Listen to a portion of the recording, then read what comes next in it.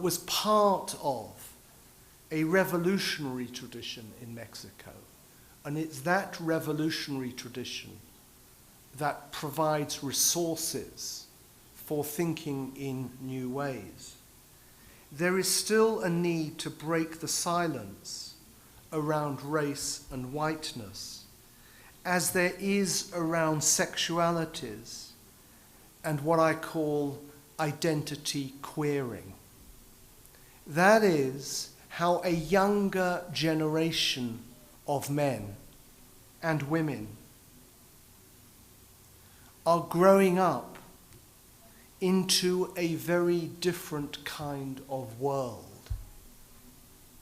A world in which the global media, the internet, circulates images of gender that go beyond the boundaries of the nation state.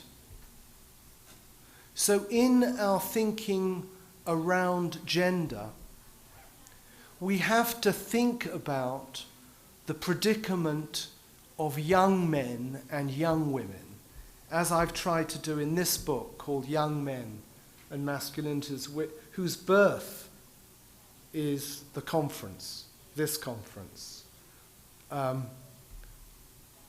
It's just come out, so I'm excited and I'm having it next to me.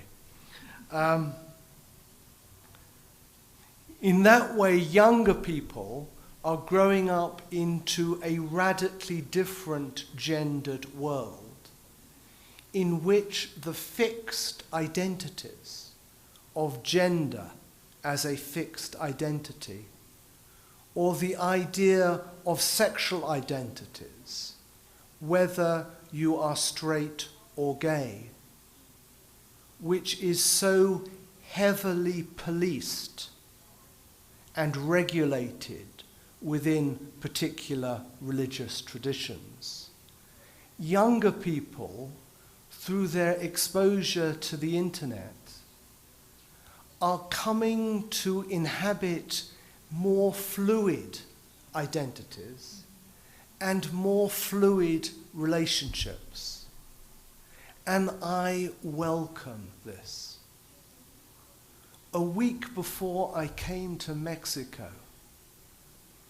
I attended a conference, a workshop in London, which opened my mind, opened my eyes. It was around trans identities.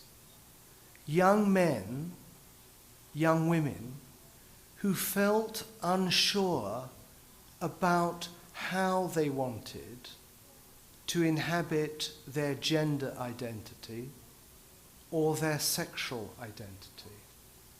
And this was a project which brought 30 young people together who would, in previous generations, often through their confusion around identities, been part of a psychiatric discourse.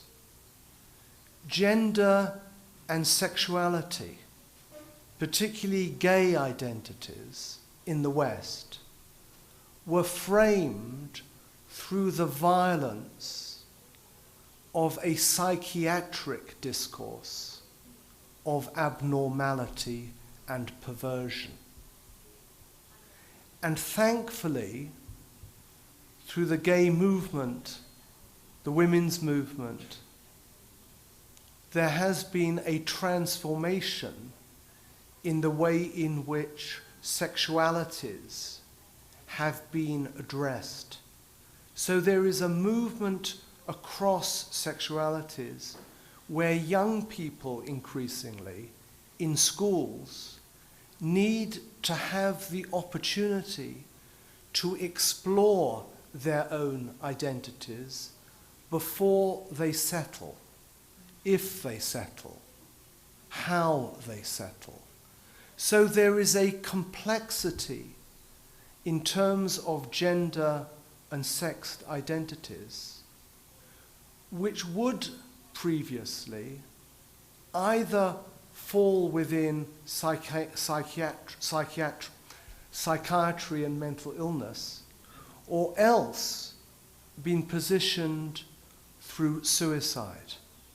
The high rate in different countries of young men, also young women, but high rates of young men committing suicide, because it is easier to take your own life than it is to share your feelings of vulnerability or depression with your friends. This is particularly true in the North with Protestant traditions, where young men feel isolated and often alone. The strength of Latin traditions, and I know this, my family is half Brazilian, through the notion of saudades, a vision in which there is a connection between people. So in the South, the connection between people, the possibilities of building networks of support for young men and young women allows men to challenge behaviors that would have otherwise led to violence. So the internet became the space, the virtual space, in which these young trans people came to recognize each other and felt that they were not ill, they were not abnormal, they were just different in ways they needed space to explore. So the question of diversity and the queering of identity is a matter of the softening of boundaries.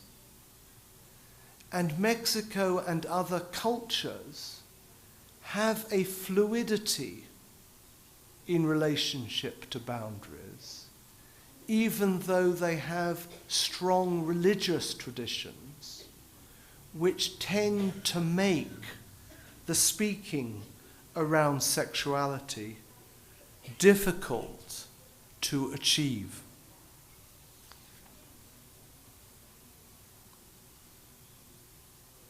Young men in the West, the different generations, often feel distant from feminism. This is also true for young women. They often don't recognize themselves